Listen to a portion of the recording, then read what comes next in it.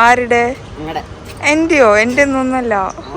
ആരോ പറഞ്ഞു ഇത്രയും diary milk, ഇത്രയോ? ഇതൊക്കെ എങ്ങനെ കഴിച്ചു തീർക്കും? എനിക്ക് വേണം.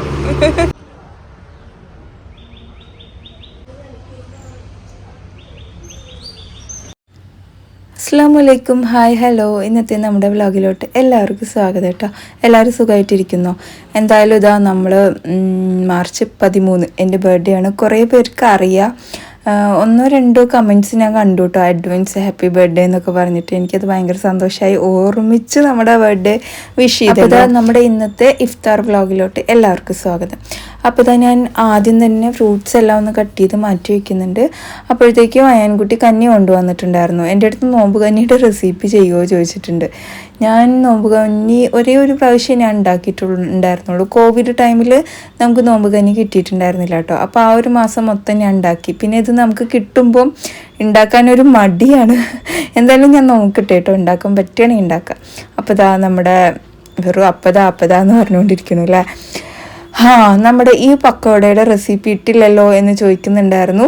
എന്തായാലും ഞാൻ ഇന്ന് കാണിക്കുന്നുണ്ട് കേട്ടോ. നല്ല ടേസ്റ്റാണ് കഴിക്കാൻ വേണ്ടിയിട്ട്. കുറേ പേർക്ക് അറിയുമായിരിക്കും, എന്നാലും നമുക്ക് കാണിക്കാമല്ലോ. എന്തായാലും തമാശക്കാണെങ്കിലും ഒരു കമൻറ്റ് വന്നിട്ടുണ്ടായിരുന്നു കേട്ടോ, ജിനി നിനക്ക് എൻ്റെ നമ്പർ തരാം, ഇങ്ങനെ സ്പെഷ്യൽ ഫുഡ് ഉണ്ടാക്കുമ്പോൾ വിളിക്കാൻ മറക്കല്ലേ എന്ന് പറഞ്ഞിട്ട് കേട്ടോ.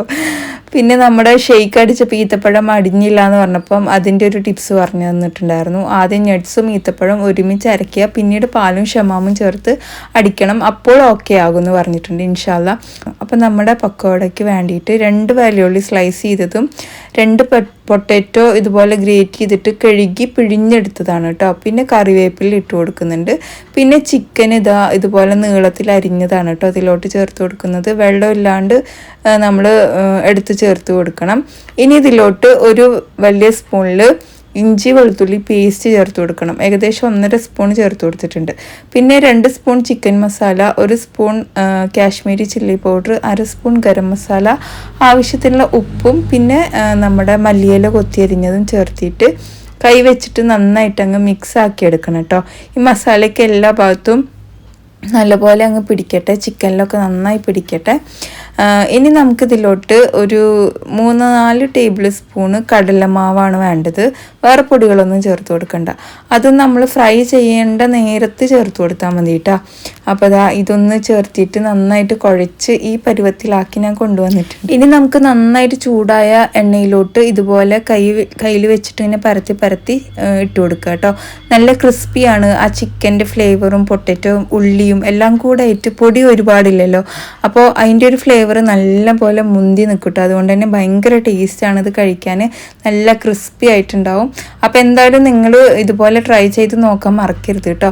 എന്നോട് ഇൻസ്റ്റയിലും ഒരു കുട്ടി ചോദിച്ചിട്ടുണ്ട് ഇതിൻ്റെ വീഡിയോ ഒന്ന് വേഗം ഇടുമോ എന്നുള്ളത്. ഇത് കാണുമ്പോൾ നല്ല മൊഞ്ചല്ലേ, അതുകൊണ്ടായിരിക്കാം പെട്ടെന്ന് ചോദിച്ചത്. ഭയങ്കര സിമ്പിളാണ്, ഉണ്ടാക്കുന്ന ആൾക്കാരുണ്ടാവും. പിന്നെ സെയിം എണ്ണയിൽ തന്നെ ഞാൻ നമ്മുടെ സമൂസയ്ക്ക് വേണ്ടിയിട്ട് റെഡിയാക്കി വെച്ചിട്ടുണ്ടായിരുന്നു.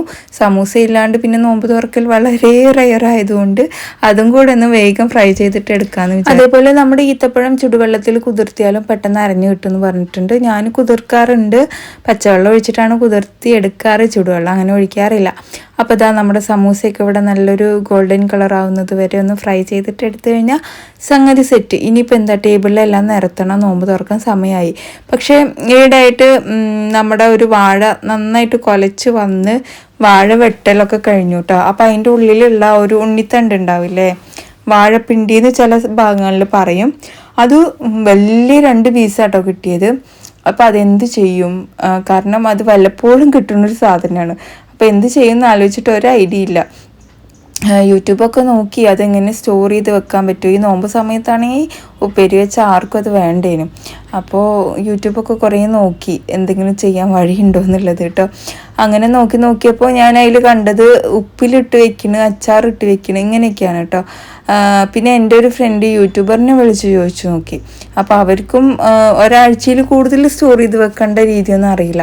ഇതേപോലെ ഇടിച്ചക്ക നമുക്ക് കിട്ടിയിട്ടുണ്ടായിരുന്നു, അതിനെ ഞാൻ സ്റ്റോർ ചെയ്ത് വെച്ചിട്ടുണ്ട് കേട്ടോ. അതായത് നമ്മുടെ ഇടിച്ചക്ക കഷ്ണമാക്കിയിട്ട് ഒന്ന് ഉപ്പിട്ടിട്ട് വേവിച്ചെടുത്തിട്ട് ഫ്രീസറിൽ വെച്ച് കഴിഞ്ഞാൽ ഒരുപാട് കാലം ഇരിക്കും. അപ്പോൾ ഞാൻ അതങ്ങനെ സ്റ്റോർ ചെയ്ത് വെച്ചു. കാരണം ഇങ്ങനത്തെ സാധനങ്ങളൊന്നും നമുക്കധികം കിട്ടാറില്ല. അപ്പോൾ എന്തായാലും ഞാൻ ഇടിച്ചൊക്കെ സേവാക്കി അവിടെ വെച്ചിട്ടുണ്ട്. നമ്മുടെ ഉണ്ണിത്തണ്ട് എന്താക്കുന്ന ആലോചിച്ചിട്ട് ഒരു ഐഡിയ ഇല്ല. കുറച്ചൊക്കെ ആൾക്കാർക്ക് കൊടുത്തു, ഇനിയും ബാക്കി ഒരുപാടുണ്ട്. അപ്പം ഞാൻ വിചാരിച്ചു ശരി അച്ചാറെങ്കിൽ അച്ചാർ ഇട്ട് നോക്കാമല്ലോ, ട്രൈ ചെയ്ത് നോക്കാമല്ലോ എന്ന് വിചാരിച്ചിട്ട് ഇവിടുന്ന് മുറിച്ചുകൊണ്ടിരിക്കുക കേട്ടോ. ഇനിയിപ്പോൾ ഇതുകൊണ്ടൊന്ന് പിക്കിൾ ഉണ്ടാക്കി നോക്കാം. കുറച്ച് ദിവസമായി ഞാൻ ഉണ്ടാക്കിയിട്ട്, എല്ലാവർക്കും ഇഷ്ടമായി. ഞാനും ഉമ്മയും ആണ് കഴിച്ചത്. ഇക്ക പിന്നെ ചോറ് ഇതൊന്നും കഴിക്കാത്തതുകൊണ്ട് ഞാൻ പിന്നെ അച്ചാർ കഴിക്കണമെങ്കിൽ എനിക്ക് ചോറ് വേണം നിർബന്ധമൊന്നുമില്ല കേട്ടോ. അച്ചാർ സ്പൂണിൽ കോരിക്ക് ഞാൻ കഴിക്കും, അങ്ങനത്തെ സ്വഭാവം എനിക്കുണ്ട്. അപ്പോൾ എന്തായാലും ഇതാ കംപ്ലീറ്റ് ഇവിടെ മുറിച്ചെടുത്തിട്ടുണ്ട്. പിന്നെ നമ്മുടെ നല്ലെണ്ണ ഇതുപോലെ ഒഴിച്ചു കൊടുക്കുക. അച്ചാറായതുകൊണ്ട് അത്യാവശ്യം നല്ല പോലെ എണ്ണ വേണേനു കേട്ടോ. ഇത് ഒരുപാട് ക്വാണ്ടിറ്റി ഉണ്ട്. പിന്നെ ഞാൻ ഉടായിപ്പ് അച്ചാർ ഉണ്ടാക്കാറ് എന്നുള്ളത് എല്ലാവർക്കും അറിയാലോ. അപ്പോൾ എണ്ണ ചൂടായ ശേഷം കടുകും ഉലുവയും ചേർത്ത് കൊടുക്കുന്നുണ്ട് കേട്ടോ. ഇനി നമുക്കിതിലോട്ട് ഇഞ്ചിയും വെളുത്തുള്ളിയും ചോപ്പ് ചെയ്തതും അതേപോലെ കറിവേപ്പിലയും കൂടിയാണ് ചേർത്ത് കൊടുക്കേണ്ടത്. ഞാനിതാ ഈ ബൗൾ നിറയെ എടുത്തിട്ടുണ്ട്. വെളുത്തുള്ളി എടുത്തതിൻ്റെ പകുതി ഞാൻ ഇഞ്ചി എടുത്തിട്ടുള്ളൂ. അപ്പോൾ അത് ചേർത്ത് കൊടുത്തിട്ടുണ്ട്. പിന്നെ നമ്മുടെ അരിഞ്ഞു വെച്ച നമ്മുടെ ഉണ്ണിത്തണ്ട് അങ്ങ് ചേർത്ത് കൊടുത്തപ്പോഴാണ് പാത്രത്തിൽ കൊള്ളില്ല എന്ന് മനസ്സിലായപ്പോൾ വേറെ പാത്രം എടുത്തു കേട്ടോ. എന്നിട്ട് നന്നായിട്ട് അങ്ങ് ഇളക്കി ഇത് ഒന്ന് വേവിച്ചും കൂടെ എടുക്കുന്നുണ്ട്, അല്ലെങ്കിൽ കേടുവന്ന് പോകില്ലേ. അപ്പോൾ ഇതിന് ആവശ്യമുള്ള ഉപ്പൊക്കെ നന്നായിട്ട് കൊട്ടി കൊടുക്കണം. അച്ചാറായതുകൊണ്ട് ഉപ്പും എരിവും എല്ലാം കുറച്ച് മുന്തി നിൽക്കണമല്ലോ. അപ്പോൾ നന്നായിട്ട് അങ്ങ് ഇനിയിപ്പോൾ നമുക്ക് ഇതിലോട്ട് വേണ്ടത് ഇതുപോലെ ആക്കിയിട്ടുണ്ട്. ഞാനിവിടെ കാശ്മീരി ചില്ലി പൗഡർ ഇതുപോലെ ഒരു ബൗൾ നിറച്ചെടുത്തിട്ടുണ്ട്. അതേപോലെ തന്നെ സാധാരണ മുളക് പൊടിയും അതുപോലെ ഒരു ബൗൾ നിറച്ചെടുത്തിട്ടുണ്ട്. എരിവ് വേണം എന്ന് വിചാരിച്ചിട്ടാണ് അങ്ങനെ ചെയ്തത്. പിന്നെ നമ്മുടെ അച്ചാർ പൊടിയാണ് ഇട്ട് കൊടുക്കുന്നത്.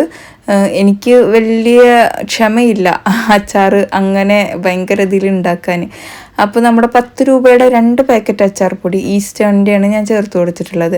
എന്നിട്ടത് നന്നായിട്ട് അങ്ങ് മിക്സാക്കി എടുത്ത് ഇതിലോട്ട് ഞാൻ ഒരു ബൗളിൽ നിറയെ നമ്മുടെ വിനീഗറും വെള്ളം കൂടി, അതായത് ആ ബൗൾ നിറയല്ല പകുതിയോളം വിനീഗർ പിന്നെ പകുതി ചുടുവെള്ളം കൂടിയാണ് കേട്ടോ ഒഴിച്ചു കൊടുക്കുന്നത്.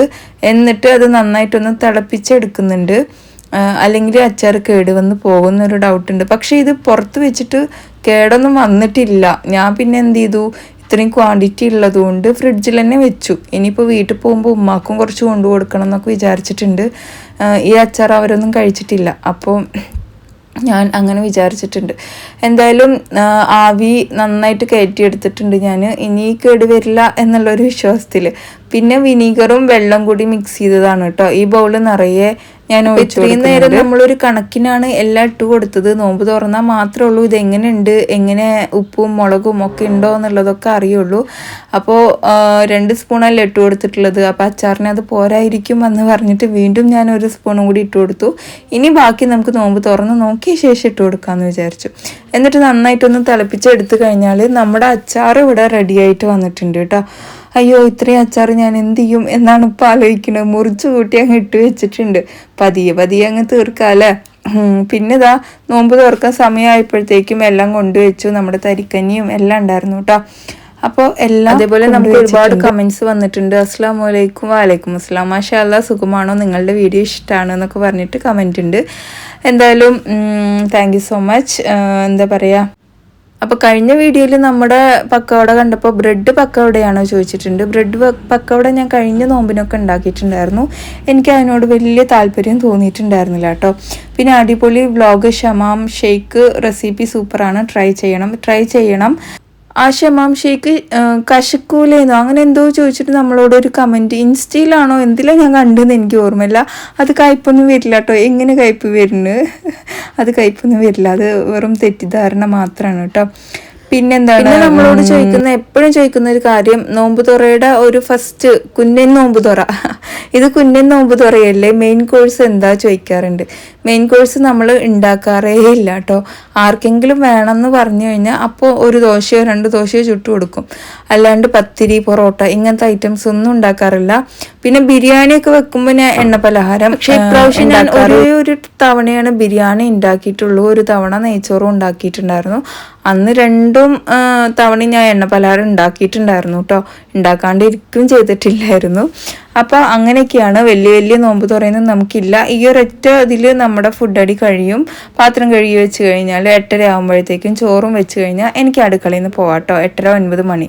അതിൻ്റെ അപ്പുറം നമുക്ക് നോമ്പ് സമയത്ത് അടുക്കളയിൽ നിൽക്കേണ്ട ആവശ്യം വരാറില്ല കേട്ടോ. അപ്പോൾ നമ്മുടെ ഇന്നത്തെ വ്ളോഗ് ഇത്രയേ ഉള്ളൂ. ഇഷ്ടമായി കഴിഞ്ഞാൽ ലൈക്ക്, ഷെയർ ചെയ്യുക. മറ്റൊരു വീഡിയോയിൽ കാണാം. അതുവരേക്കും എല്ലാവർക്കും ബൈ. It's me Jini. അപ്പോൾ നമ്മുടെ സപ്പോർട്ട് ചെയ്ത് എല്ലാവർക്കും ഒരുപാട് നന്ദിയുണ്ട്. ഇനിയും ഞാൻ നിങ്ങളുടെ സപ്പോർട്ട് ഒത്തിരി പ്രതീക്ഷിക്കുന്നുണ്ട്. അതുപോലെ നമ്മുടെ FB, യൂട്യൂബ്, ഇൻസ്റ്റയൊക്കെ മാക്സിമം ഫോളോ ചെയ്യാം കേട്ടോ. ഫോളോ ചെയ്യാത്ത ആരെങ്കിലുമൊക്കെ ഉണ്ടാവുമല്ലോ വീഡിയോ കാണുന്നത്. അപ്പോൾ എന്തായാലും ലൈക്ക് ചെയ്യുക. ബൈ.